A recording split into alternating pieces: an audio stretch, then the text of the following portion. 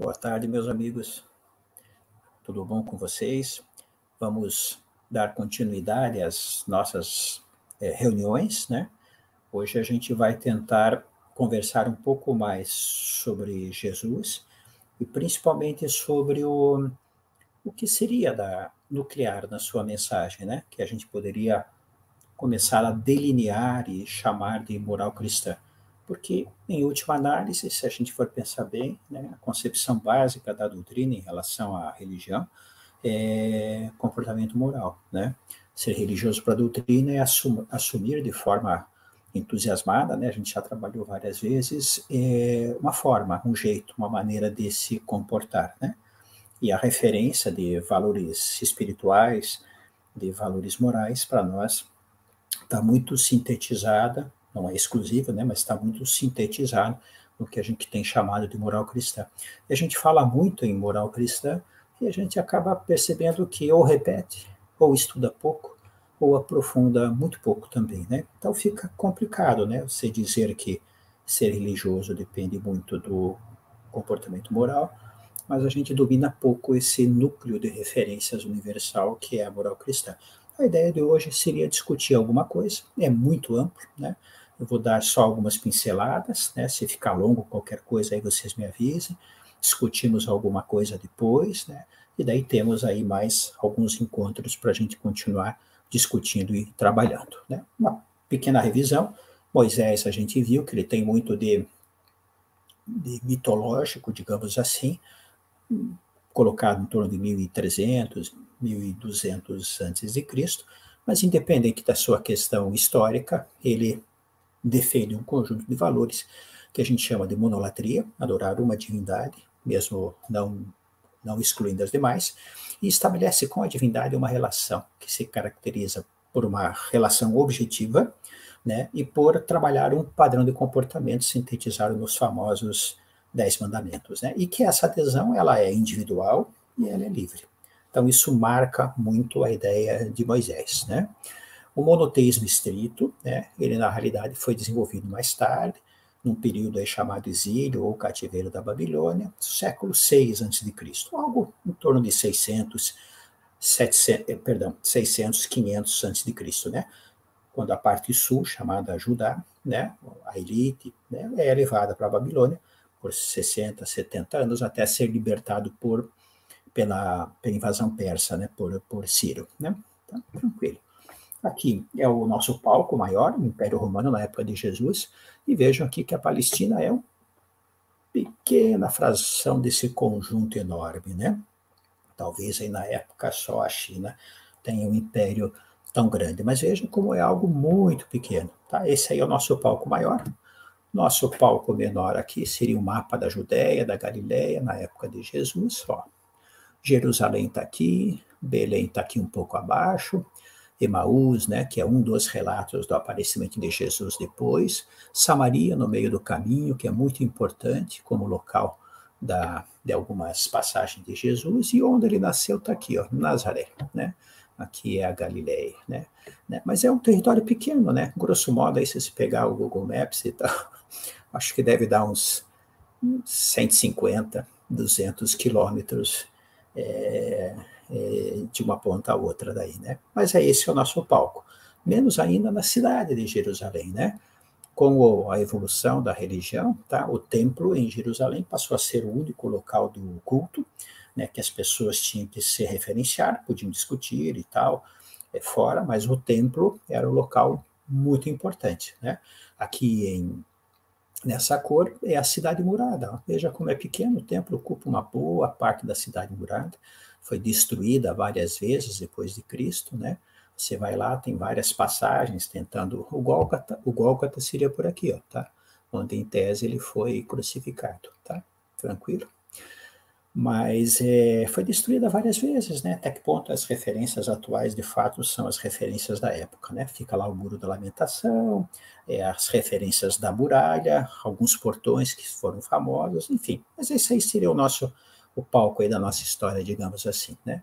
Lembram que a gente comentou que, até onde se sabe, você pode dividir várias correntes de pensamento dos judeus da época, né? Os fariseus, preocupados com o cumprimento da lei, mas com uma preocupação religiosa, embora às vezes um pouco formal, saduceus ligados ao templo, né, mas às vezes até nem pensando muito numa questão da sobrevivência do, do, do corpo físico, os essênios, uma postura asceta, de retiro, até de isolamento, os zelotes aguerridos, né, combatentes, querendo, através da violência física, resolver as questões, e os samaritanos, que nem eram considerados pelos judeus, né, tinham brigado, já não iam para o templo e usavam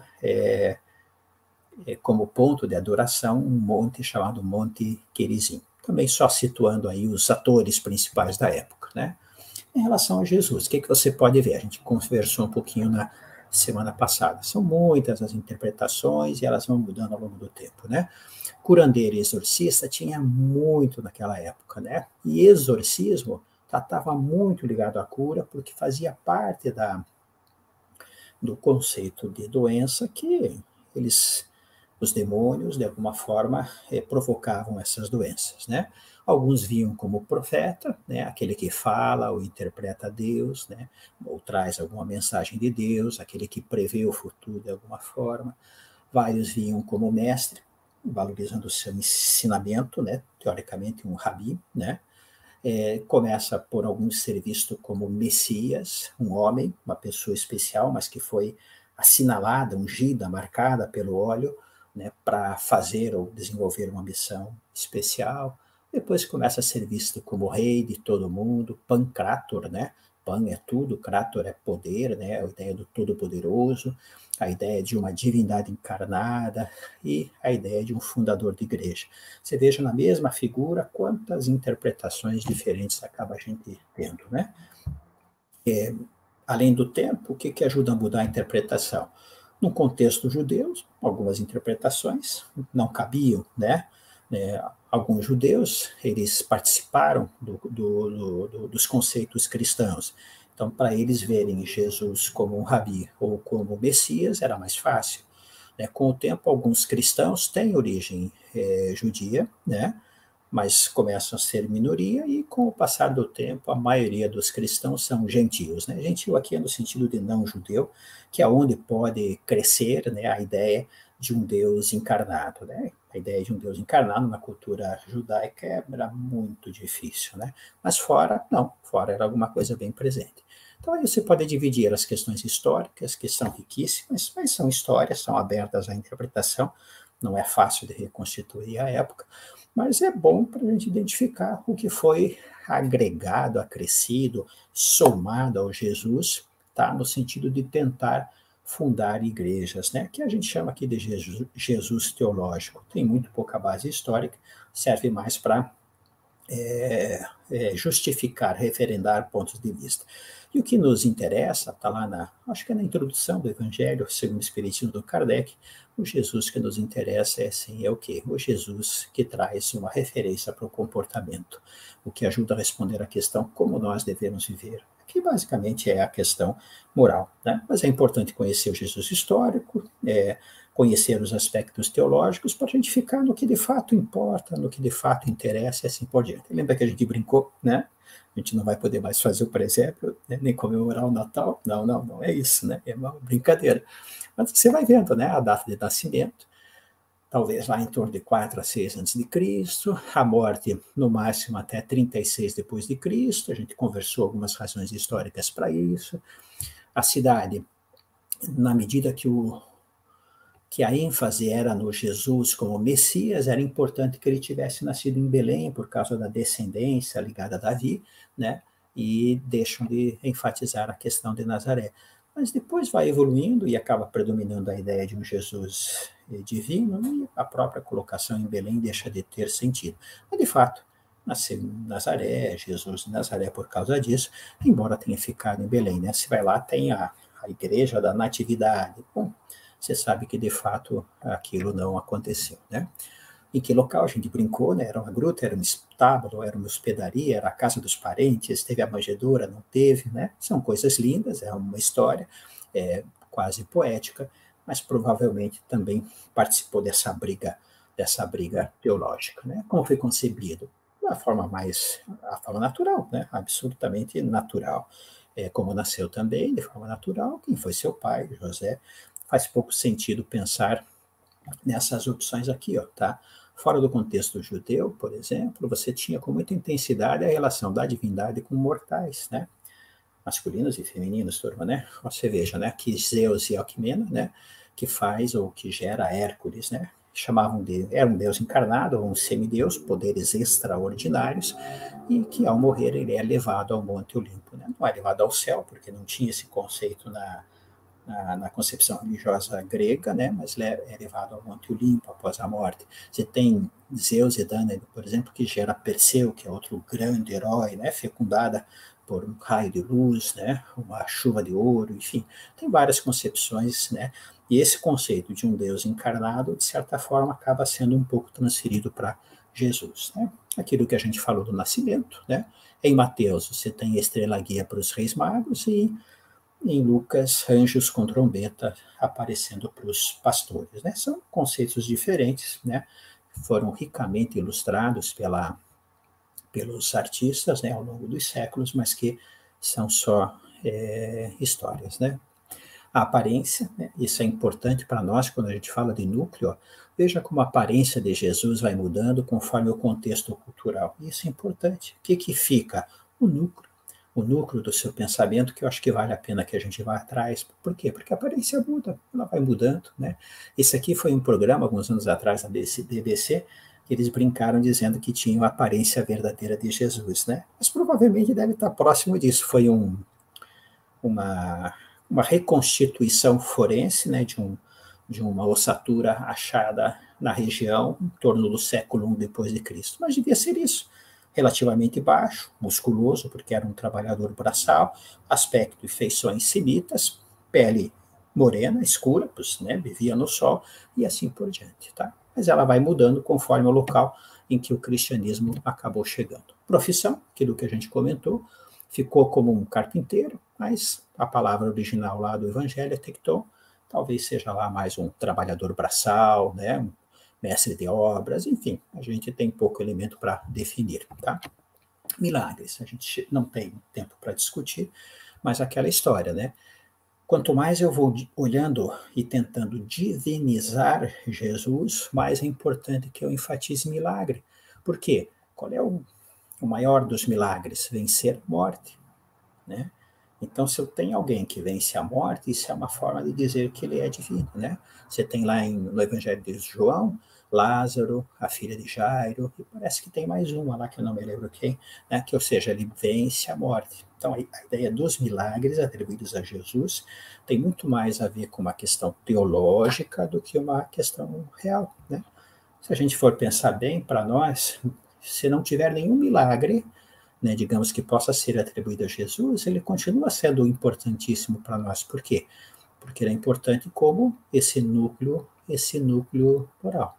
Se a gente tiver tempo, a gente discute, né, as questões das curas, né, algumas são francamente acrescidas depois, algumas têm um aspecto de autocura, no sentido psicossomático, né? Alguns têm da capacidade de Jesus de anímica e mediúnica de fazer os processos, mas as que aconteceram, as situações, né? Elas sempre foram decorrentes, né? Se elas aconteceram, elas são sempre decorrentes da aplicação do conhecimento alcançado, né? Para nós não há sentido falar em milagre, né? Tranquilo. A última ceia é um exemplo típico do aspecto teológico, né? Se a refeição ocorreu, de maneira nenhuma era para fazer a fundação, a instituição de uma igreja. Mas para a igreja que vem depois é importantíssimo, né? Eles passam a ter a referência, meu corpo, meu sangue, etc., na ideia da Eucaristia, né? Quanta discussão, quanta morte, quanta dor foi feita em torno desse tema, tá? Mas basicamente você vê que Jesus não fundou uma igreja. A história de Pedro, de fundar a igreja, enfim, é uma engenharia reversa, né, se a gente puder usar esse termo, é alguém no futuro, né, que tenta olhar para o passado para justificar-se. Ele não quis fundar uma igreja, né, apesar de vários esforços de distorcer, alterar, acrescentar as várias passagens e principalmente se colocarem como herdeiros únicos, né, A gente vê nas passagens de Jesus, o sábado é para o homem é para o sábado, né? Os vendilhões do templo, são passagens que deixam com muita clareza, né, que ele não tinha nenhuma intenção de fundar, né, eu não vim destruir a lei, né? É a colocação que ele acaba fazendo. Tem lá uma passagem em João que diz assim, né, eu sou a verdade, o caminho, eu sou o caminho, a verdade e a vida. É uma evidente frase atribuída a ele que com certeza ele não falou, né? No máximo poderia ter falado, eu sou, a minha visão é um caminho, né, que permite alcançar uma verdade, que faz parte da pluralidade da vida, né? Sofrimento, né? Aquilo que a gente comentou, a morte foi um sacrifício, apesar de cruel, brutal, dolorosa, ele não era o Cordeiro de Deus, ele não morreu por nós, ele não estava pagando pecados. Mas isso permitia que a igreja trabalhasse a ideia da salvação, a ideia do pecado, né? E principalmente a ideia de uma estrutura de intermediação. A gente discutiu que, infelizmente, era uma forma comum dos romanos tentarem controlar, era uma forma de morte reservada aos criminosos que, de alguma maneira, ameaçavam o poder de Roma, né? Tinha alguma conotação política, revolucionária, de distúrbio, né? Que Jesus acabou se enquadrando, né? Mas essa obra aqui, que eu acho que é de Velázquez, se não me engano, veja como enfatiza com muita clareza esse aspecto do sofrimento, que infelizmente, né, digamos assim, não é essencial, né? Vocês lembram como Buda morreu, por exemplo, como Lao Tse morreu, como Pitágoras morreu, como Sócrates, a gente lembra, né? E isso foi essencial? Não, acho que faz parte da biografia, cria todo um sentido de preservação até da mensagem, tá? Mas não é a morte que é importante, o que é importante é a vida, né? Foi enterrado? Provavelmente não, né? O objetivo de quem era crucificado era de ficar exposto, né? Mas precisou criar essa ideia do enterro para trabalhar a ideia de ter ressuscitado, né? Se você for olhar, há uma grande tradição de divindades ou de mortais poderosos, deuses encarnados, que de alguma forma eles ressuscitam, voltam à vida ao longo desses milênios na história ali do Oriente, na história da Europa, na história do Oriente, do Extremo Oriente, você sempre vai encontrando com força essa figura, né? Apareceu depois de sua morte, né? Se você for olhar os evangelhos, um deles afirma que apareceu em Emaús. Emaús é indo para o norte, próximo de Jerusalém. Esse quadro é clássico do Caravaggio, né? Não só pela representação, mas por trabalhar um conceito de perspectiva, né? Vejam a força da mão parecendo que fura o quadro e vem em nossa direção, ó, tá? Vejam que interessante, tá? Esse aqui parece que vai jogar a cadeira para trás e ela vai sair da tela, né? Veja que interessante. Emaús é um dos aparecimentos, né? Conforme o Evangelho, o local em que ele aparece, para quem ele aparece, varia, mas tem a ideia de que ele aparece, né? Aqui perdeu-se uma grande oportunidade, talvez, de trabalhar a ideia da expansão do existente, né? Incluindo o mundo espiritual como parte essencial do existente, né? Mas acabou, pelas condições, pelas limitações, indo para a ressurreição de corpo, etc, etc. Né? Mas, enfim, tá também trabalhado pelas igrejas. A ideia da Trindade, ela só se firma lá pelo século 300 e 400. Tem uma frase dúbia num dos evangelhos, acho que é Marcos ou Mateus, não tenho certeza, provavelmente decréscimo tardio, né? Não tinha essa ideia, e o único que fala francamente de um Deus encarnado é João. Já João é 100, 110 depois de Cristo, tá?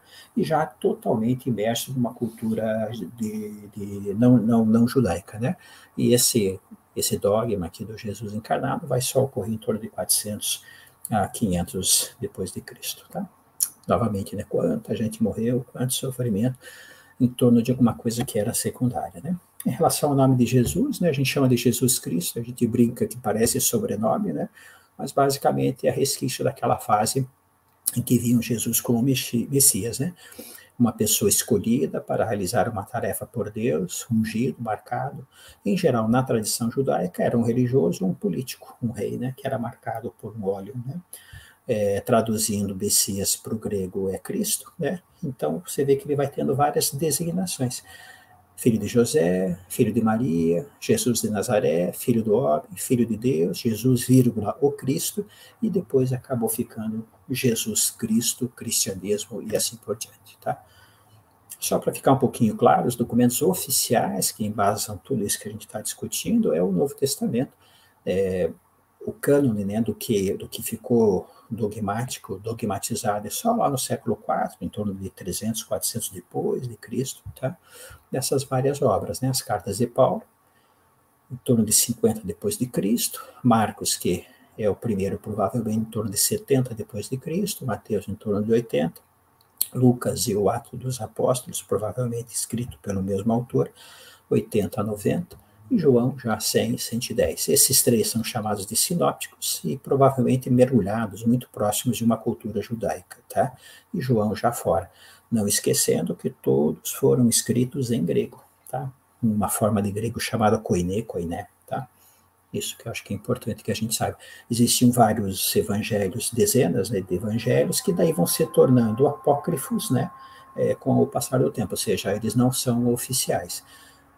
Os evangelhos, eles não são biografias, eles não têm esse objetivo, eles eram resumos, né, de passagens, de textos, de situações, de histórias sobre Jesus. Cada comunidade, na época, tinha um conjunto de documentos que reuniam esse entendimento. Tá? E aos poucos vão selecionando para alguma coisa fundamental. Né? Então, o que é importante de Jesus? Né? Basicamente é o exemplo. Né? Por que ele é forte? Por que ele é presente? Por que ele sobrevive a todas essas circunstâncias? Porque ele sustentou, viveu, manteve com coragem o entendimento diferenciado que ele tinha alcançado. Né? Ele consegue alcançar um entendimento que era muito pouco claro, talvez já existisse antes, mas não era clarificado, não era afirmado com tanta força e com tanta clareza, tá? E ele vive isso com coerência, com intensidade, né? Ou seja, a força do exemplo de como se deve viver, ou seja, moral por excelência, o Jesus moral, tá? Quais conceitos, né? São vários aí, né? Tem uma quantidade imensa, mas eu acho que os principais estão em torno disso aqui, né? Que forma o núcleo do pensamento cristão, né? A igualdade de todos perante Deus, perante o Pai, perante o Criador, perante a causa primeira, o termo que você queira usar, a ideia de unidade que decorre dessa igualdade, né? E a relação que mantém essa igualdade, que é o amor. Né? Ele tem que reconceituar amor também, né? Então, isso aqui que talvez seja, conceitualmente falando, o núcleo fundamental do pensamento cristão, do qual todo o restante acaba derivando, né? Imagine falar em igualdade entre um romano e um não romano, entre um homem e uma mulher, né? Entre um romano e um patrício, entre um liberto e um escravo, né? Você veja que a força e a coragem que ele teve naquele momento, né? Tá?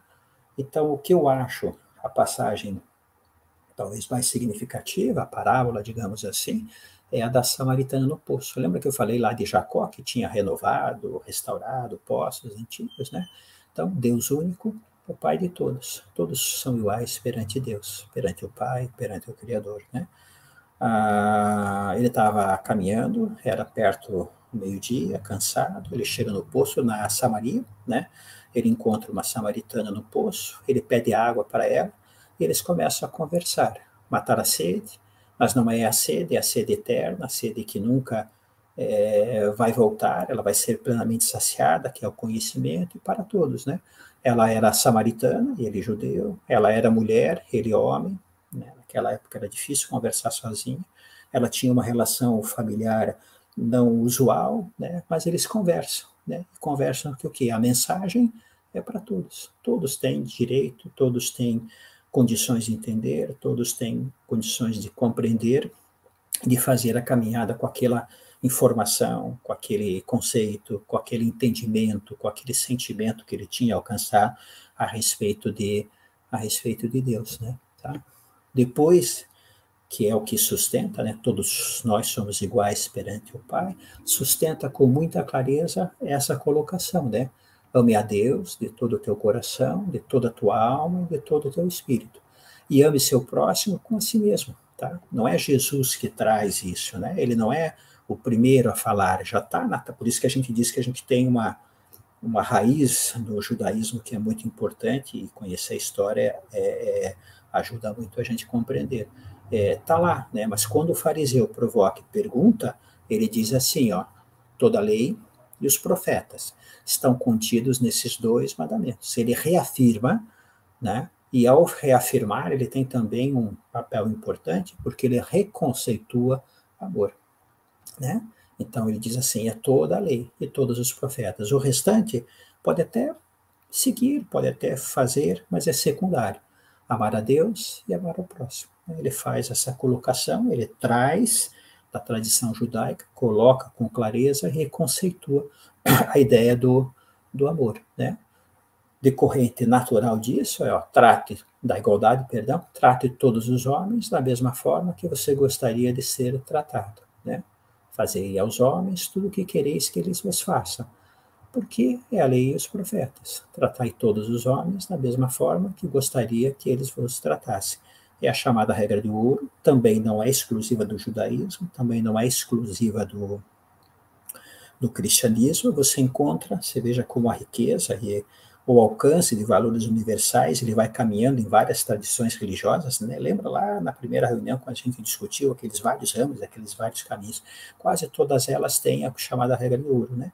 Ou eles fazem a afirmação, a colocação de forma afirmativa ou de forma negativa, mas está lá, né? Tanto que ficou conhecido como regra de ouro. Faça aos outros ou não faça aos outros. São as duas variações que a gente acaba encontrando dessa afirmação, mas que Jesus também realça, destaca a partir daquele conceito da igualdade, né? Tá. Todos nós somos iguais perante o Pai, a relação de igualdade perante o Criador, a relação de igualdade de tudo o que existe e a relação de igualdade da existência diante de sua causa, diante da causa primeira, diante do Criador, tá? Ele consegue isso quando ele transforma o conceito de Deus, né? Já tinha lá, lembra? Século 6, 600, 500, a ideia do Deus único, né? Do monoteísmo, né? Por que eu coloquei lá no começo? Porque não adianta falar em monoteísmo, né? Ele transforma o conceito, a ideia de monoteísmo, quando ele diz o seguinte, né? Ele muda ou ele amplia o conceito de Deus e ele amplia a relação de Deus com a criação. Nós, né? Parte da criação, né? Ele passa a usar Abba. Abba não é paizinho, né? Não é uma forma diminutiva, não é uma forma pequena, né? Em aramaico é pai, né? Aparece duas vezes, uma em Mateus, Marcos, e eu acho que em duas cartas atribuídas a Paulo, lá, se não me engano, mas é uma relação carinhosa, é uma relação de amor, é uma relação de proximidade, mas é também, veja que interessante, é uma relação de obediência e é uma relação madura de responsabilidade entre a criatura e o Criador, né? Uma das passagens é aquela de afasta de mim esse cálice, né? Mas se for de sua vontade, Pai, eu obedeço, né? Eu sigo, eu faço o que tem que ser feito, eu cumpro o seu dever. Então ele transforma ao mudar o conceito de Deus, veja que interessante. Ah, mas não tinha antes, talvez tivesse, mas veja como ele tem essa capacidade de juntar, de sintetizar e de trazer, formando um conjunto orgânico, um conjunto harmônico, né? Tá. Uma das melhores sínteses do que seria um comportamento cristão, a gente conversou um pouquinho na semana passada, até está no Sermão da Montanha, Sermão do Monte, então muda, tem só em 2 evangelhos, eles têm conteúdos diferentes, mas que você pode somar e dar uma boa ideia, uma boa visão do que seria um comportamento cristão. Não vou me deter aqui, porque sem ser na próxima semana, na outra, o Oswaldo vai trabalhar e vai discutir a reunião inteira a respeito do conteúdo do Sermão da Montanha, tá? Mas eu acho que é uma excelente síntese do que seria um comportamento ético, comportamento cristão, né? Para a gente trabalhar, tá? Em relação ao amor, né? O que ele fez? O que ele renova? Né? Ele coloca de forma clara e ampla o significado do amor no universo. Ele inova esse conceito, né?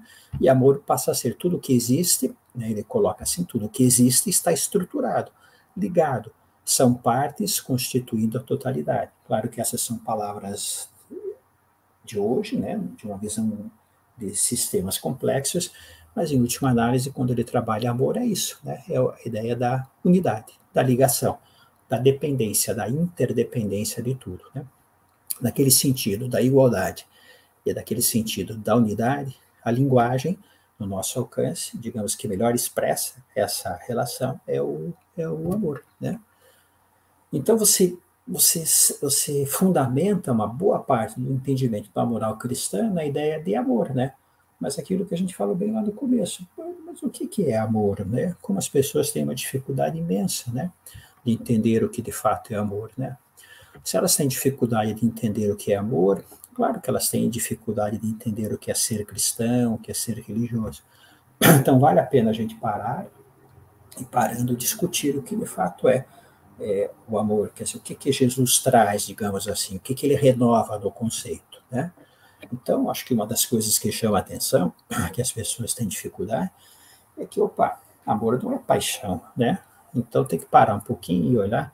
E quando você fala em amor, né, amar ao próximo, mas se a pessoa tem na cabeça a ideia de paixão, não vai dar certo, né? Ela nunca vai conseguir alcançar, né? Porque paixão vem do grego pathos, né? Que é sofrimento, né? A paixão de Cristo. Lembra lá na Páscoa, eu acho que de forma equivocada você está enfatizando o sofrimento, né? Mas o sofrimento foi circunstancial, tá? Não é essencial na mensagem de Jesus, como alguns acreditam, né? Ou pode também ser traduzido por doença, né? Patologia, né? Vem daí, né? Quem está apaixonado, né, está doente, em última análise, né? Ele projeta sobre alguém suas expectativas, né? E imagina que correspondam ao que o outro é. Evidentemente não vai dar certo, é uma ilusão, uma fantasia, ela vai se encerrar no tempo, com dor e sofrimento, né? Como diz o irmão Leocádio, isso é dele, torça para que resulte pelo menos em cinzas e que essas cinzas bem utilizadas possam ensinar alguma coisa a você, né? Tá? Então, a paixão laçadura na carência, na infelicidade e na frustração. Então, não é essa a ideia que Jesus está trazendo. Não é sexo, né? Em português, mas em particular em algumas línguas, como o inglês, a associação entre sexo e amor é muito próxima, né? Fazer amor praticamente significa fazer ou ter relação sexual, né? Mas também não é isso, né? Ele não descaracteriza, mas não é a ideia que ele está trazendo, né? A atividade sexual ela pode ser uma profunda forma de expressão de amor ou não, de acordo com o significado que lhe seja dado, né? É uma função biológica que surge na evolução dos seres vivos, tá, para ampliar a diversidade genética, né? Dentro de uma cultura, como várias funções biológicas, ele é culturalizado, né? Então você tem o aspecto da reprodução biológica, você tem o aspecto de fonte de prazer, você tem também um aspecto de fonte de afeto, de carinho, de interação e de troca, construindo alguma coisa para as pessoas, para as partes envolvidas. Mas pode ter esses vários aspectos, né? Pode ou não ter a ideia de amor envolvida no relacionamento sexual. Para os espíritos, né, quando encarnados, o sexo possibilita uma profunda, intensa forma de comunicação. Pode ser ou não bem aproveitada, pode ser desperdiçada ou não, né? Aí depende muito das circunstâncias, mas não tem nenhuma conotação negativa, né? Se a gente tiver tempo de trabalhar mais tarde a história do cristianismo, uma parte do cristianismo acabou dando uma conotação negativa ao sexo, né? A partir de Agostinho, etc., né? Tá? Surpreendentemente também, amor não é sentimento, né? E é importante que as pessoas se livrem dessa ideia. Elas reagem um pouco porque elas acham que amor é sentimento. Mas se amor for sentimento, fica complicado de entender a mensagem de Jesus, né? Amor, ele não é sentimento, né? Ah, mas não, ó, sentimento, ele é resultado de um conhecimento alcançado, né? Claro, a sensação que eu tenho quando alcanço determinado conhecimento, eu acabo confundindo e chamando de amor. Mas esse sentimento, ele é resultado, né? Como algo me afeta, como eu me sinto em relação a algo, como aquilo mexe ou me movimenta e assim por diante, né? O amor ele não deve ser reduzido a gostar de alguém, não deve ser limitado ao afeto, né? Como eu sou afetado, né? Influenciado por alguém, como eu me sinto em relação a alguma coisa, porque senão eu vou subutilizar aquela afirmação que ele fez de amar a Deus e de amar ao próximo, né? Veja, não vale a pena você se prender a esse conceito. Ah, mas afinal, o que é amor, né? O que Jesus quis dizer quando traz essa colocação, né? Eu acho que ele traz que é conhecimento, vários aspectos, né? Um deles é aquilo bem lá no começo de novo, né? O conhecimento o quê? Da igualdade, de que todos nós somos iguais perante a causa primeira, inteligente, o Criador, em relação à origem e à gênese. E esse conhecimento é que permite, digamos assim, que surja um sentimento, né? Que outro conhecimento além da igualdade? Da unidade, né? Que há uma unidade da criatura com o Criador, da criação com o Criador, por lógica, de toda a criação entre si, todas as partes que compõem o todo, e na função, né?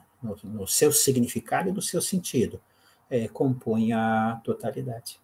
Então, o conhecimento da unidade, né, que eu faço parte dessa totalidade, é que permite que surja um conceito novo de amor, que foi o que Jesus trouxe, né? Usou essas palavras novamente? Não, claro que não. Usou parábolas, histórias, frases, exemplos e assim por diante.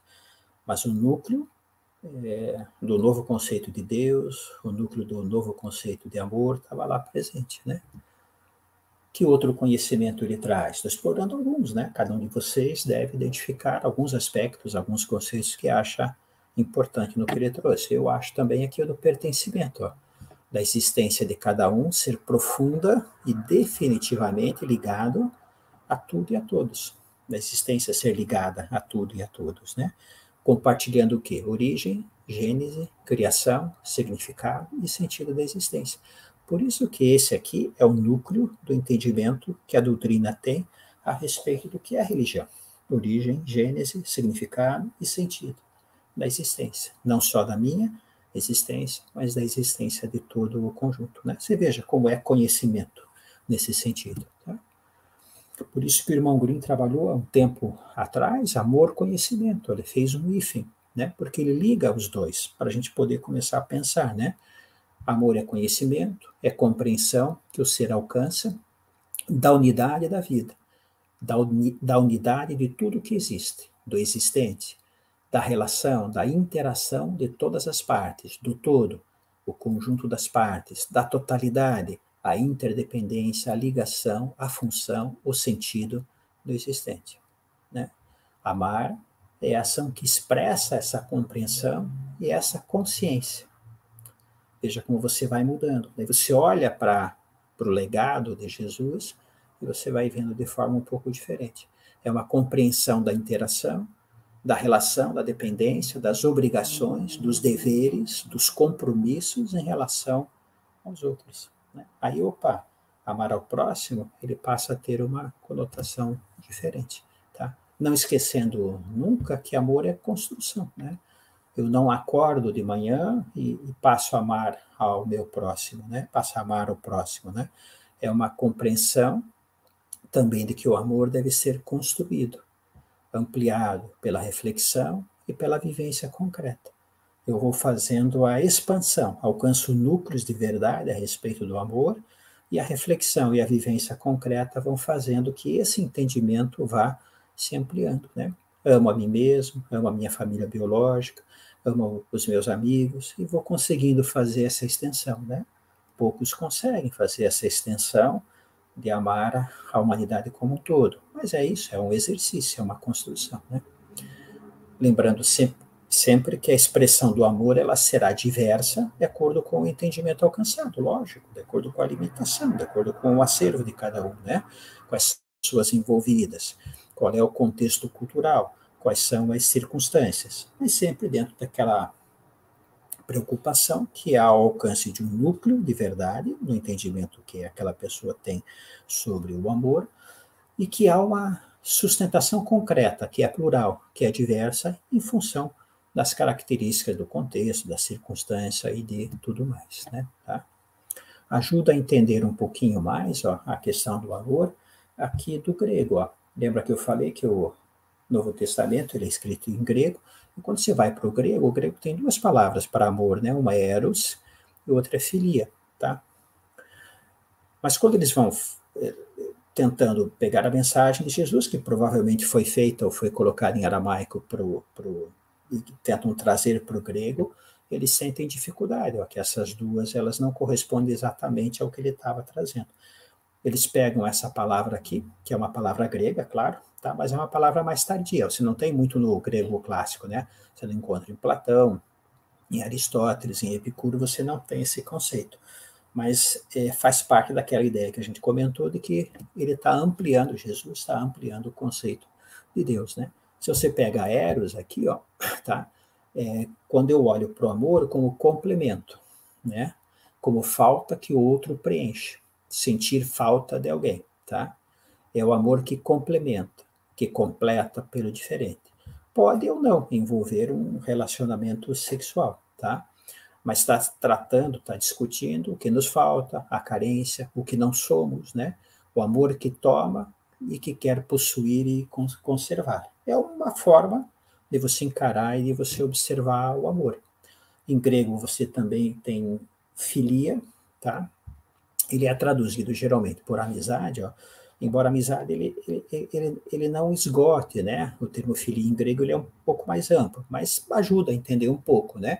É o amor que compartilhamos, ó. É a felicidade pelo prazer que damos ou recebemos, né? Querer bem a quem nos faz bem.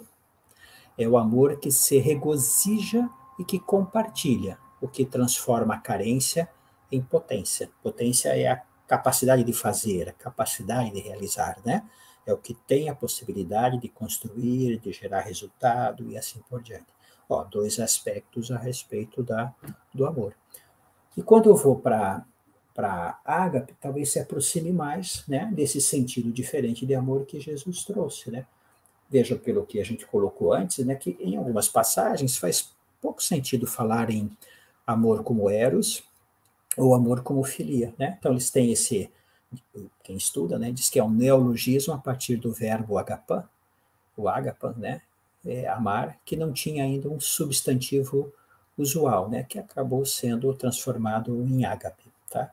E veja como é curioso, se a gente não sabe, a gente perde muito no caminho, que é traduzido em latim por caritas, ou por caridade, tá? Então, caridade não tem, ou tem muito pouco a ver com esmola, né? Tá? Mas é uma expressão latina do conceito de Jesus, que é o ágape em relação ao amor, né? Tá? O que a gente poderia tentar desdobrar, né? É amor ao próximo, à medida em que dele formos capazes do amor a quem não nos falta. Veja, não nos falta, nem nos faz bem, mas que está aí, mas que temos de amar em pura perda, por nada, ou melhor dizendo, né?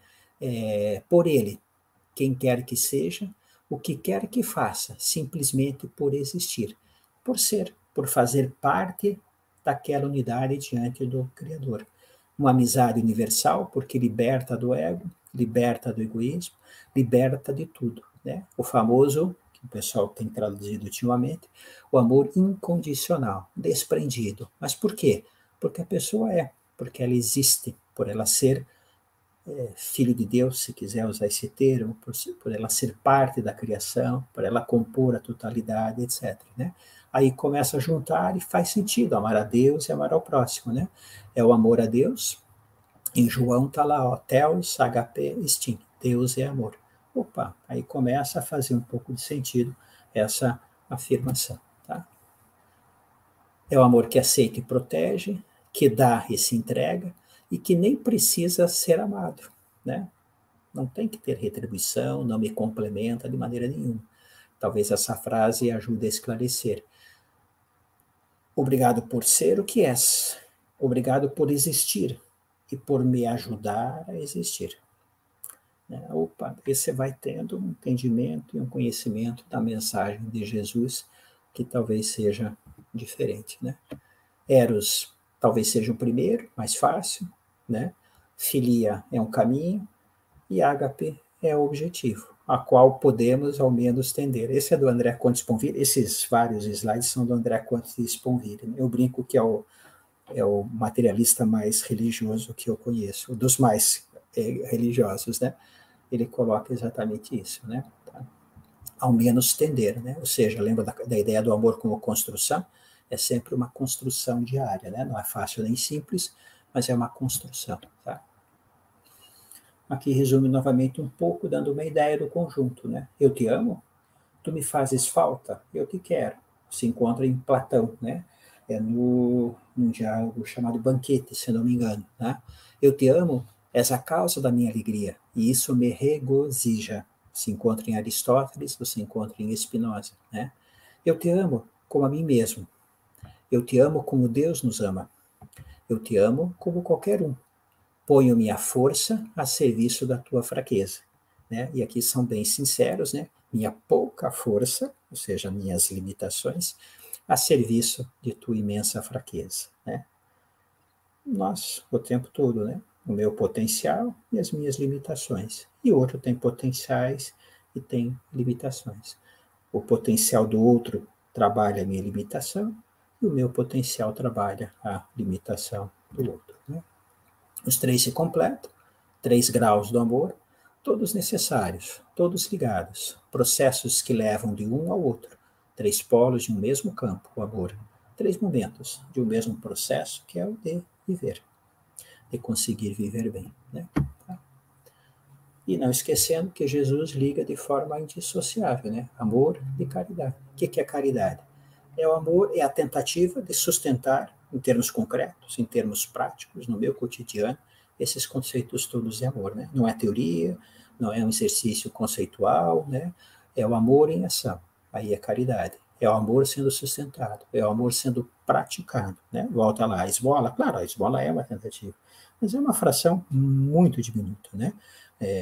Do que é tentar colocar o amor em prática, que é a ideia do Caritas, da caridade daí, né? Aqui umas expressões que ajudam, né, a entender, né? Onde é que está o amor, ou seja, a caridade, né? Está na alegria, está no carinho, no afeto, no regozijo, no cuidado, na atenção, no trabalho, no dever, na compreensão, no respeito, na tolerância, no apoio, na consideração, na paciência, e assim por diante. Com várias facetas ele pode se expressar, né? Não é o amor pleno, absoluto, nem há isso, né? Mas são alcances que eu posso fazer, porque é proporcional à compreensão alcançada do que o outro é, né? Quais que são as suas funções? Quais são as suas necessidades? Quais são as suas limitações? Quais são as suas capacidades? Qual é o seu papel, sua importância diante do existente? Da igualdade e principalmente da unidade entre tudo todos, né? Sem esquecer do perdão, que é uma decorrência daqueles 3 conceitos que Jesus coloca com muita força, né? Que é igualdade, unidade e amor, né? Perdão, por que é tão forte, né? Porque sendo igual, todos erram, né? E existe uma força proposital do esquecimento que o irmão Gurim trabalha, né? Ele não está dizendo para esquecer o fato, você tem memória, para esquecer a história, as coisas aconteceram. O que você tem que esquecer? Que foi o vendido, esquecer o ódio, a vingança, a dor e o sofrimento pelo ocorrido, né? Libertar-se daquele fato. Foi só um fato, passou. Então, a força do perdão, né? Todos nós vamos acertar e errar, evolução e construção são as características fundamentais dos seres, né? Quer dizer, quando Jesus enfatiza o perdão, veja o que ele enfatiza, né? Ele enfatiza a evolução, ele enfatiza a nossa limitação, ele enfatiza o progresso, o crescimento e a nossa interdependência um do outro para o processo do aprendizado. Resumindo um pouco em relação à mensagem, ó, aqui do irmão Leocádio, né? O que é a mensagem, né? Mensagem de Cristo é singela, é simples, mas é profunda e sólida. Ela alcança todos, inspirando cada um ao bem, explicando e elucidando, ou seja, envolve compreensão, para que a pessoa alcance o quê? Veja como é muito bonito, a vitória plena do Espírito. A cada um, na sua pluralidade, na sua diversidade, para alcançar a vitória plena do Espírito, né? É a força, o potencial do amor, a mensagem de Jesus, a dignidade da caridade, né? A virtude do perdão que redime. Amor, caridade e perdão, que ele vai associando, né? É luz, no sentido de esclarecimento, que permite ao homem compreender a presença do Criador em todo o cosmos, sendo um em todos e todos em um.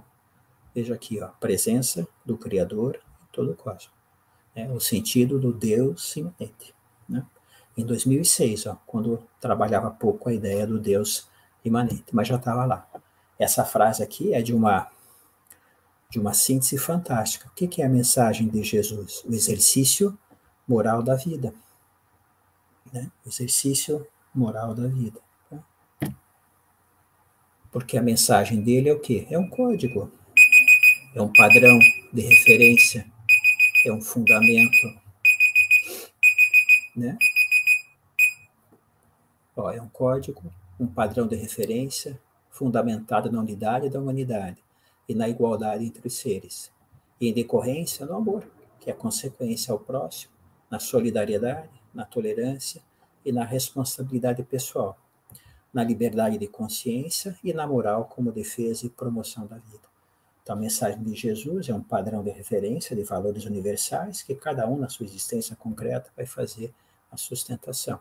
É um padrão de comportamento aberto para auxiliar as pessoas na construção do seu próprio futuro. Serve para as culturas também como um todo, né? É um exemplo claro de comportamento moral que reflete a identidade do ser com o universo e com Deus. São outras formas de desdobrar um pouco o que o irmão Leocádio tinha dito acima daí e tal, né?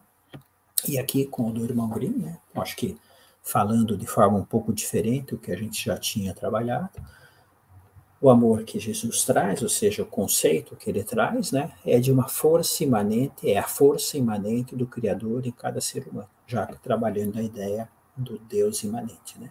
É a força imanente do Criador em cada ser humano, né?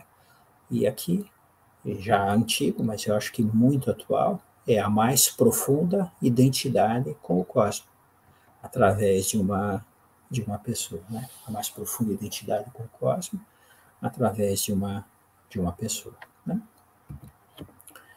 E tentando, na riquíssima, né? Se você olha, na riquíssima trajetória da arte ao longo desses séculos, né? Tentando representar, alguns só repetem, né? Os conceitos teológicos e tal, e são meio assim sem graça, né? Mas alguns conseguem captar, né? Ó, só na imagem, né? Eu sinto aqui, olhando para essa figura de Jesus, ó, tá? Que o autor tenta, o pintor tenta trazer a força serena e a coragem de Jesus, ó, no seu olhar. Ó. Eu, pelo menos, gosto dessa pintura, acho que ela traduz muito dessa mensagem. Ou então, ó, né, esse momento aqui, ó, capta o que com ele e com as criancinhas? Né? Deixar vir a mim as criancinhas, o quê? Né? É o sentido do afeto e da aceitação. Olha a expressão dessa criança, né? Ó, olha a ternura com que segura a mão, né? Veja que interessante. O autor consegue captar esse momento do quê? Da força da mensagem de Jesus, né? E um que eu gosto muito é esse aqui, né? Que é o quê? Para Maria, eu brinco, ó, mesmo sendo anjos aqui, ó, tá, o que está aqui presente? A felicidade e a alegria por ele ser, por ele existir. Né? Tenho sérias dúvidas que Maria tivesse alguma ideia clara do que Jesus seria, tá? Mas a alegria está estampada porque ele é, porque ele nasceu, porque ele está presente, né? Aí que eu brinco, né? Para nós, né? Mais do que a Páscoa, né? Acho que a força de Jesus talvez seja o Natal, né? Que passa a existir. Olha a expressão dela. Essa aqui é a expressão muito bonita, né? É uma expressão de tranquila alegria, porque ele existe. Não por ser Jesus, mas por ser uma pessoa que está próxima daí. Acho que isso, turma, né? Como o tempo é curtíssimo, ó, deixei de trabalhar, olha quantas outras passagens, né? Odre Velho, Joio do Trigo, Ovelha Perdida, Dar Outra Face, Olhai os lírios do campo, Buscar e Achareis, Porta Estreita, e é o mundo, né? Para a gente trabalhar com nos exercícios mediúnicos, né, o valor universal, e que a gente vai a cada reunião tentando contextualizar, reconciliar-se com seu adversário, não julgar a fim de não ser julgado, não veio para ser servido, mas para servir, a trave no olho, fora da caridade, e uma quantidade imensa, né, aqui é do apedrejamento, né, da adúltera, e por aí vai, né? Aí acho que daí o tempo acaba faltando. Feito então, meus amigos, vamos então para não perdermos muito tempo, vamos para o momento no Google Meet, né? Então, se puderem sair, nos encontramos daqui a um pouquinho de tempo, e daí a gente, se tiver alguma dúvida, alguma coisa, a gente vai conversando aí nos próximos minutos, tá? Até daqui a pouco.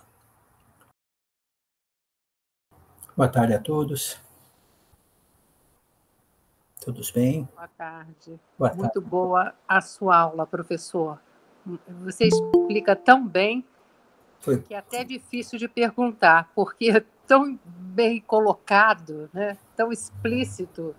Parabéns, tá? Muito didático. Obrigado. Que bom que o objetivo é ser útil, ajudar a gente, para a gente mesmo, que eu acho que é importante, ajudar no entendimento que a gente tem da doutrina, e naquela função fantástica que a gente tem, que é no exercício mediúnico, né?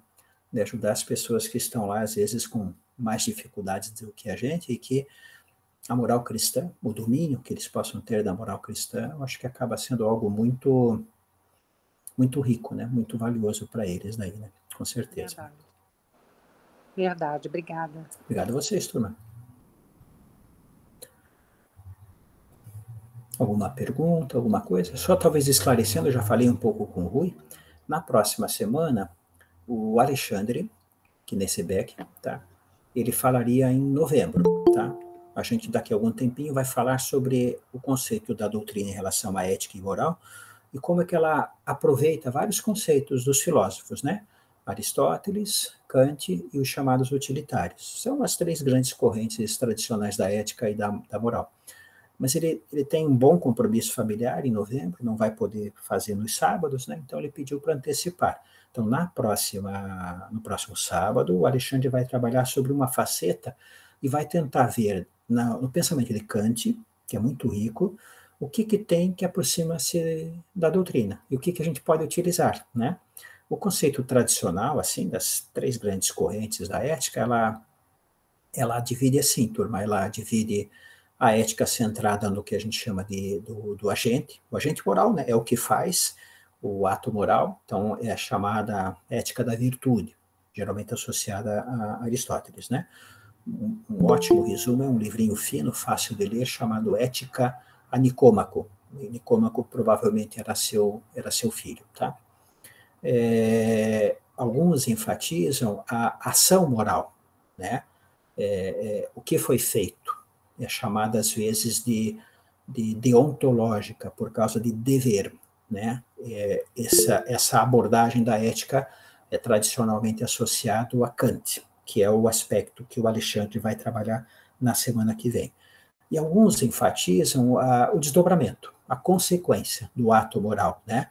São chamados de consequencialistas, né? E esses consequencialistas, os mais famosos são os chamados utilitaristas, né? Jeremy Bentham, quem mais lá, e outros pensadores e tal, Mill e outros que acabam pensando, né? Todos tentam entender o que é o ato moral dentro da abordagem ética, né? Nenhum deles esgota, né? Mas os três, ou o agente, ou o ato, ou a consequência, eu acho que eles se complementam dentro da visão que a doutrina tem de ética, né? Então, na próxima semana, o Alexandre vai discutir um pouquinho com vocês, então vai estar um pouco antecipado, e na outra semana, o Oswaldo, tá? O Oswaldo, então, vai pegar lá o Sermão da Montanha, que é uma excelente síntese da proposta do pensamento de Jesus, e vai discutir com vocês, tá? Então, seriam nas próximas 2 semanas o Alexandre, que eu acho que é dia 29, agora de 10, tá? E no dia 5 de novembro, o Oswaldinho falando com a ideia do Sermão da Montanha daí, né? Tá bom? Feito, turma. Então, fique à vontade, se quiser me perguntar, falar, conversar. A Rosângela pediu a palavra. Professor, boa tarde. Boa tarde. Boa tarde. Tudo bom? Professor, o irmão Leocádio tem uma frase que é muito bonita. Ele fala assim, né? Colocava, o amor é. Não sei se o senhor lembra dessa frase. Que a gente às vezes fica pedindo assim, pensando em tantas explicações, né? Ele fala, o amor é, né? E acaba falando tudo, né? Porque para nós tem complemento, né? A gente precisa, né, de muitas explicações, né? E ele consegue, né, fazer uma explicação assim tão simples e tão verdadeira, né?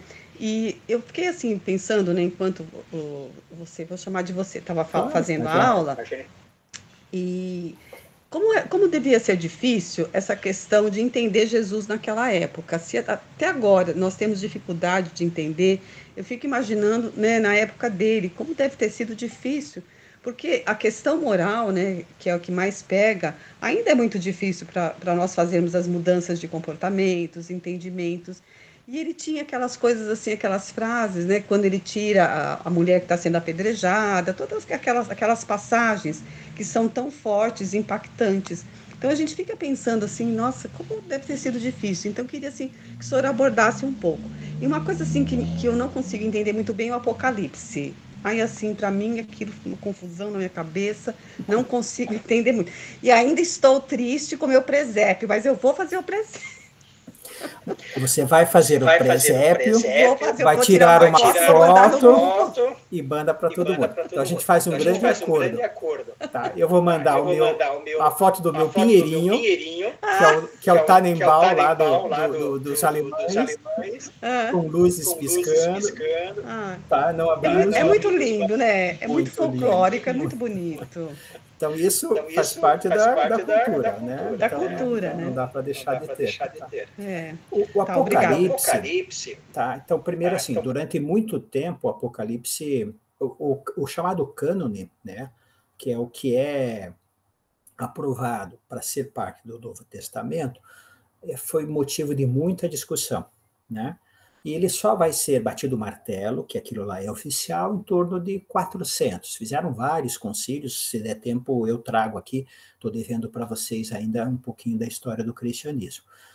Naquele momento, lá 400 anos depois de Cristo, veja que interessante, é que se bate o martelo do que é oficial. Essa parte do Apocalipse entrou, saiu do cânone. Mas o Apocalipse, na realidade, é um documento absolutamente datado para aquela época, né? O Armagedon, que é a luta, se localiza numa planície ali naquela região, né? E o inimigo, por excelência, são os romanos, é o imperador romano, que é o anticristo, tá? Então foi um documento datado, especificamente para aquela situação concreta, e não tem nada a ver com esse sentido milenarista, com esse sentido de que o fim dos tempos estão chegando, etc., né? Mas é uma ideia que tinha muita força, né? Por exemplo, Paulo, ele achava que as coisas não tinham que mudar. Se você é escravo, você continua escravo. Se você é senhor, você continua senhor. Porque o reino dos céus está chegando. É ali, né? Daqui a pouco já vem. Você veja, temos 2000 anos e ainda estão obrigando para que ele venha, tá? Meu reino não é desse mundo, né? Ou seja, eu tenho que construir o reino aqui, né? Então, na realidade, tem que ser visto como só um documento datado, e ele não tem nenhuma capacidade de estar prevendo o futuro. Acho que isso é uma imensa bobagem de quem não conhece as circunstâncias em que aquele livro, é quase uma carta, né, em que ela foi escrita. É atribuído a João, mas de fato não foi escrito por João, assim como o Evangelho de João não foi escrito por João, né? Enfim, vocês sabem, né? Marcos não escreveu, Mateus não escreveu, Lucas não escreveu, enfim, e menos ainda, mas é um documento para aquele momento. A gente não tem essa visão apocalíptica, a gente não tem essa visão final, a gente não tem essa visão de final dos tempos, etc, etc, tá? É uma dificuldade muito grande de interpretação, tá? E eu acho que Jesus tinha plena consciência, né? Você veja, alguns falam assim, ele sabia que ia morrer. Não, eu acho que ele não sabia que ia morrer, mas ele sabia que o conceito de Deus, que o conceito de amor, né? Quando ele chega no templo, durante muito tempo eu achei que era os vendilhões no templo. Isso não aconteceu, né? Jesus é tão pacífico, será que ele chegou lá e bagunçou e tal? Ele veio um tempão, depois a gente começa a ler, daí, ele não brigou com os que vendiam no templo, né? Ele brigou com quem? Quem que estava no templo? Ele brigou com os cambistas do templo, que tinham que fazer a troca da moeda de César, que tinha imagem por uma moeda que não tinha, e o que eles vendiam era ou pombos ou cordeiros para serem sacrificados no templo, né?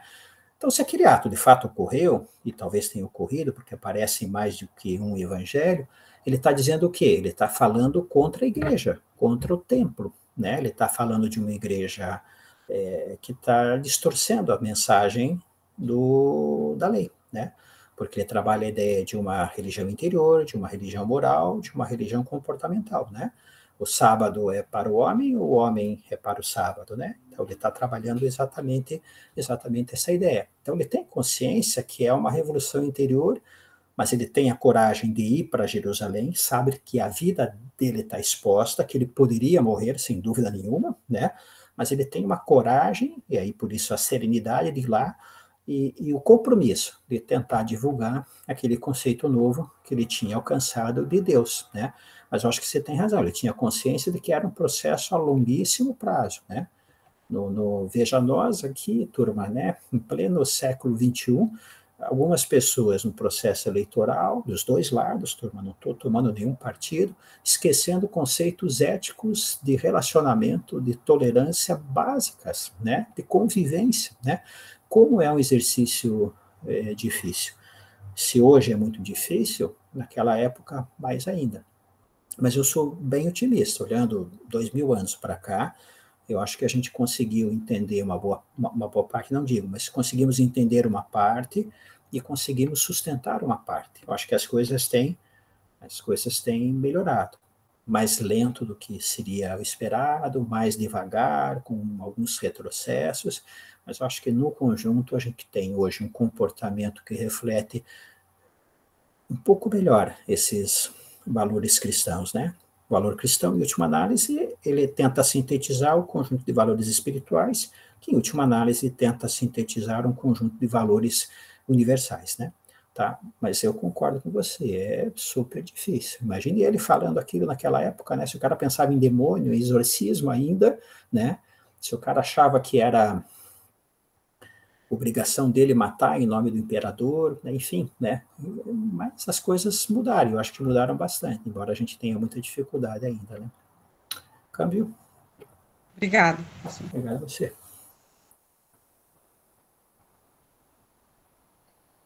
Mais alguma coisa?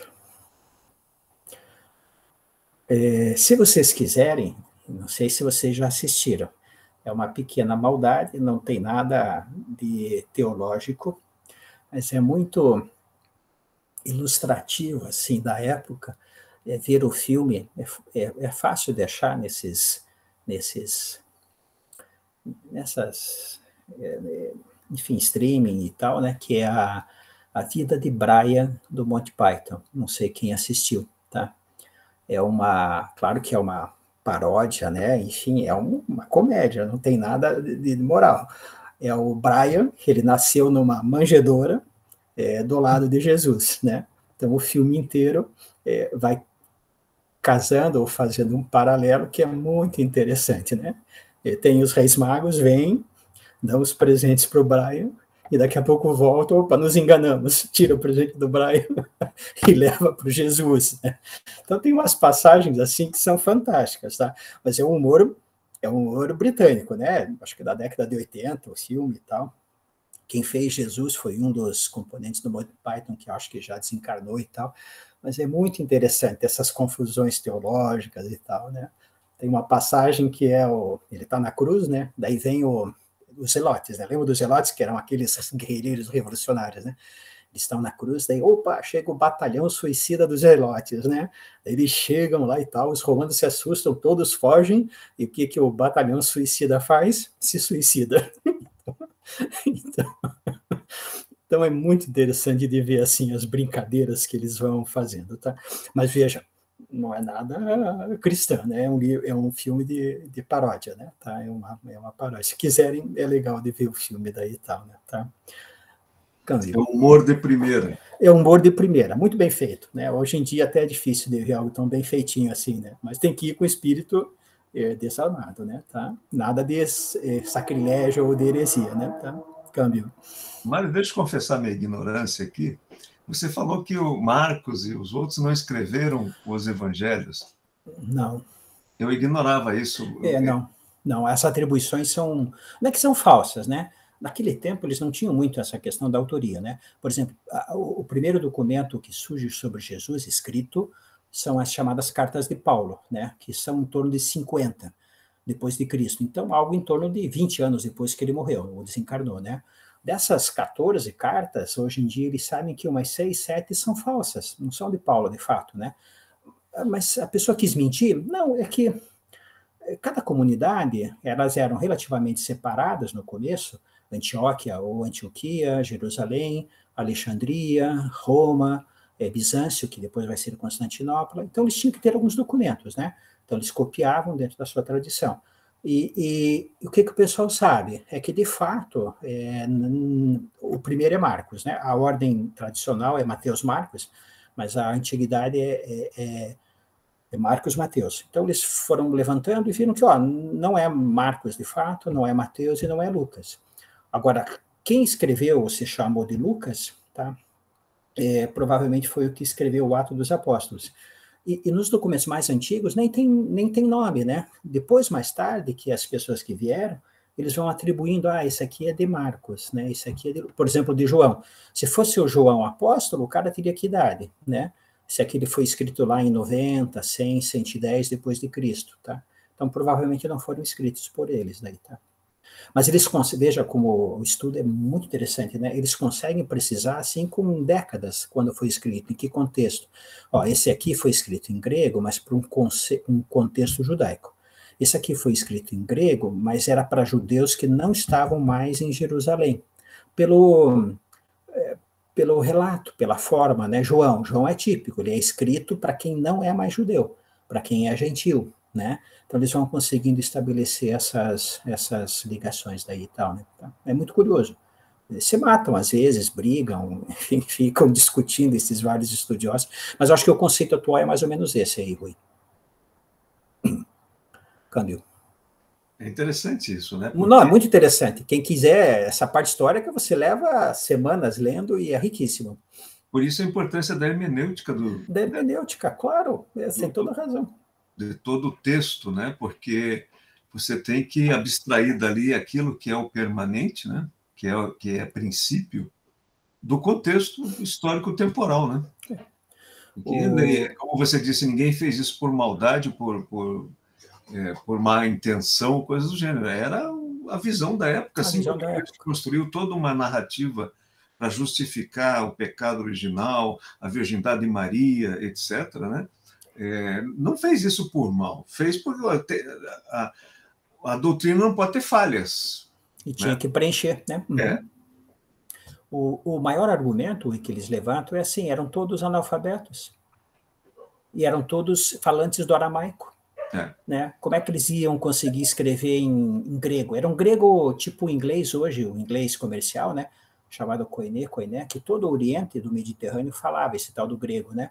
Então, eles o cara lê a escrita, não é um grego clássico, então o cara não é uma sumidade de letras, né? Mas ele sabe escrever, que era dificílimo naquela época, e sabia escrever em grego. E, com certeza, os discípulos de Jesus, né? Pescador o outro era cobrador de imposto, o outro não sei o quê. Talvez o cobrador de impostos soubesse alguma coisa de latim, enfim, né? Mas provavelmente não escreveram os livros aí, né? Porque eles falam de fatos que ocorreram provavelmente depois do desencarne deles, né? Então, daí ficaria difícil de atribuir a eles, né? Câmbio. Mas alguém gostaria de fazer alguma indagação? A Márcia, por favor, Márcia. E essa perfeição não seria uma forma de dominação? Porque a pessoa vai confundindo, né? Quando pena que não deu tempo, né? Essa ideia eu trabalho a história do cristianismo. Até 300, mais ou menos, a pluralidade de interpretação do que era Jesus e da mensagem dele era riquíssima. Um que ele era Deus, outro que ele era pessoa, era uma riqueza muito grande. Quando uma facção vai se ligando ao Estado romano, ele recebe financiamento do Estado romano, com um cara chamado Constantino, lá por 300 depois de Cristo, e se torna a religião oficial do Império Romano, lá por 390, com um cara chamado Teodósio. A divergência passa a ser intolerável, porque ela não é mais uma questão religiosa, ela passa a ser uma questão de Estado. Então, a doutrina ela tem que ser perfeita e não pode haver dissidência, né? E daí eu tenho que eliminar, né? Seja expulsando, seja desprezando, seja até condenando e matando, perseguindo quem pensa diferente. Daí eu vou pegar o Evangelho e leio o Evangelho, mas, puxa, aqui não tem nada da Trindade. Aí é o que o Rui falou, o cara que é copista, né? Mas tem que ter algo sobre a Trindade, né? Eles têm passagens em que eles notam onde uma frase que fala alguma coisinha da Trindade foi interpolada, que eles chamam, né? Porque eles têm exemplares antigos e tem os exemplares mais novos. Aí eles veem quando a pessoa coloca alguma coisa. Por quê? Ele tem que costurar de forma coerente para que fique perfeita toda aquela visão teológica. E questionar aquela visão teológica implicava em questionar toda a estrutura de poder que já estava se montando, né? O cara que era episcopo, né, que era o bispo era o cara que comandava a comunidade de uma região, às vezes o mais velho, às vezes o mais sábio, às vezes o cara que tinha mais tempo, enfim, mas começa a ter um poder político grande. Então, de repente, eles começam a ver que questionar a visão teológica, também era questionar a estrutura política. Aí a tendência é fazer a ortodoxia. O que antes era uma heterodoxia, passa a ser uma heresia, e de alguma forma ela tem que ser combatida, né? O cara tem que sair do poder, tem que perder, deixar de ser bispo, né? Aconteceu com um cara chamado Ário, que falava que Jesus era menor que Deus, né? Ele achava que Jesus era legal, importante, mas não era Deus. Pelágio com Agostinho, né, que era a favor do livre-arbítrio, não trabalhava muito o pecado original. Eles vão tendo que eliminar essas pessoas. Mas é bem o que você falou, tem que estar perfeito. Então eu tenho que costurar todo o meu embasamento documental, no Novo Testamento, por exemplo, para que fique a prova de questionamento, para dar estrutura de sustentação para a igreja que estava nascendo, né? Câmbio. Rosângela. Professor, eu estava aqui pensando, né? Até tô abusando de você. É o seguinte, a gente, toda vez que a gente vê assim, ou até alguns filmes, algumas passagens, a gente vê assim pessoas que Jesus, né, a fala é essa, Jesus tirava o demônio, essas pessoas estavam obsediadas. Aí eu fiquei pensando, né, se não poderia ser também doenças mentais, porque a gente tem doenças mentais da nossa época, né? Então, quais seriam as doenças mentais daquela época? Né? Porque a gente fala assim, poderia ter, porque não é possível, né? Porque qualquer coisa que qualquer pessoa tinha, a pessoa estava com obsessão, estava obsediada, era o demônio, era o diabo, enfim. Então, assim, o que poderia assim causar, né, algumas doenças também que daquela época, porque eu não sei, não consigo passar para minha cabeça alguma doença que já vem se manifestando, uma doença assim a nível psiquiátrico que vem se manifestando desde aquela época. Eu acho que é um pouco como você está colocando, né? Então, por exemplo, assim, para nós não tem milagre, quer dizer, então tem todo o sentido vamos usar o termo, da perfeição da lei, por exemplo, né? Então, se as coisas acontecem, elas acontecem em função dessa estrutura complexa, né? Então, em relação aos milagres, uma parte deles, ele é acrescido depois, por quê? Na medida que Deus vai assumindo a sua condição divina, e ele morreu de uma forma vergonhosa, né? Naquela época, morrer crucificado era uma das formas mais vis de ser executado, né? Não era nobre, né? Então, só as pessoas mais desqualificadas, as que, né, enfim, elas eram crucificadas. Então, como é que eu ia fazer a propaganda daquela nova religião, dizendo que o líder tinha morrido crucificado? Então, a primeira resposta vem de Paulo, porque daí Paulo tem que achar uma resposta para a crucificação, né? E a resposta infeliz que ele alcança é que ele tinha morrido por nós, que a morte na cruz tinha sido um sacrifício para pagar os pecados, para nos salvar, etc. Ali começa uma distorção na mensagem de Jesus, esse é um ponto, né? E na medida que eu vou querendo que ele seja não tanto um mestre ou um rabi, né? Ou seja, será um mestre e rabi, cabe a questão moral. Agora, quando ele começa a ser um Messias, aí eu tenho que atribuir alguma coisa para ele. Tá? Mas Messias só fazia sentido no contexto judaico. E para os judeus, o Messias que morreu na cruz era a negação do Messias, né? Se ele veio para salvar e nos libertar dos romanos e morreu na cruz, ele não podia ser o Messias. Então morre ali essa interpretação. Daí a coisa vai caminhando para divinizar. O que é mais assim poderoso para dar poder para alguém divino do que ele fazer milagres, né? Por isso que tem os milagres de ressuscitar os mortos, tá? Porque, puxa, talvez seja o problema mais crucial que as pessoas enfrentam, que é a morte física, e ele tira da morte física, e associa-se uma quantidade muito grande de outros milagres, né? Então, uma parte dos milagres atribuídos a Jesus, tem um cara chamado Gesa Vermes, que acho que eu já falei para vocês, que ele é muito interessante, ele vai comparando vários milagres de Jesus, e ele encontra esse mesmo milagre em várias descrições de líderes religiosos em toda aquela região. Ele chega a encontrar, inclusive, se vocês pegarem a infância de Buda, por exemplo, tem alguns milagres que ele fez que você encontra também atribuídos a Jesus, tá? Mas também atribuído a um cara que era exorcista na época de Jesus, chamado, acho que Apolônio de Tiana, que também morreu, que também fazia milagres. Então, vários milagres têm essa conotação, tá? Ponto.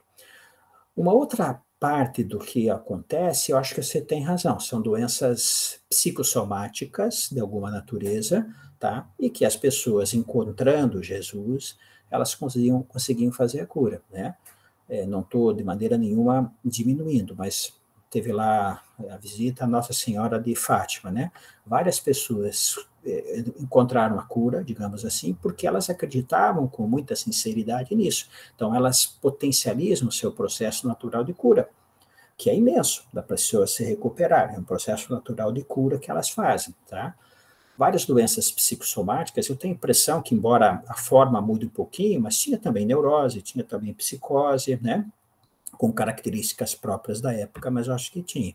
E também, claro, não podemos esquecer o potencial imenso, tanto anímico como mediúnico de Jesus, de fazer algumas transformações. É evidente que alguns ele fez também esse processo. Com o tempo, hoje, é difícil determinar exatamente o que ele fez, como ele fez, né? Mas também, claro, ele tinha um potencial fantástico, imenso, de fazer o processo da cura. É só a gente lembrar aqui do irmão Leocádio com o irmão Mauri, como tinha uma capacidade de fazer o processo de, sempre de dentro para fora, o processo de cura, mas tinha uma capacidade de potencializar esse processo que era imenso. Então você levanta, teoricamente, essas várias possibilidades, mas há uma dificuldade muito grande de aplicar a cada caso concreto, concordo com você. Os que são comuns a vários religiosos, provavelmente foram os que foram interpolados, né? Mas tem algumas coisas características. Tem uma cena muito interessante da senhora, que acho que tinha sangramento, se não me engano, que Jesus passa e toca a sua vestimenta, por exemplo, e ele sente e percebe, né, e ele fala com ela, né? Se você acredita, ele volta e meia enfatiza isso, né? Se você acredita, o que ele está querendo dizer com isso? Então, se você tem essa capacidade de mobilizar, você tem o equilíbrio, a sua capacidade, você pode eventualmente recuperar, tá? Mas assim, não dá para esquecer que milagre não fez. Em algumas situações ele aplicou o conhecimento que ele tinha, ou a capacidade ou o potencial que ele tinha, misturado, confundido com toda essa questão do misticismo da época. Você tem razão, com a ideia de que demônios se manifestavam a 3x2 a todo momento, né? Que existia, enfim, obsessão, né? Veja, até hoje ainda tem, né? E assim por diante, tá? Então, mas eu acho que você tem razão, mas tem que juntar e tentar explicar, e talvez com essas 3, 4 explicações gerais maiores daí, né? Tá? Câmbio? Obrigada, professor.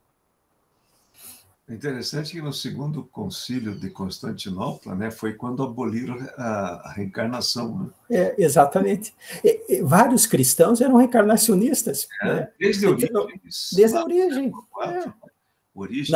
Não pode mais. Quer dizer, por concílio, eles negam que possa existir, né? Interessante. Orígenes advogava para a existência da alma. Para a existência da alma. Né? Esse então, Pelágio... Se você admite a pré-existência, você admite a reencarnação, né? Claro, o que ele estava fazendo antes, né? Exatamente.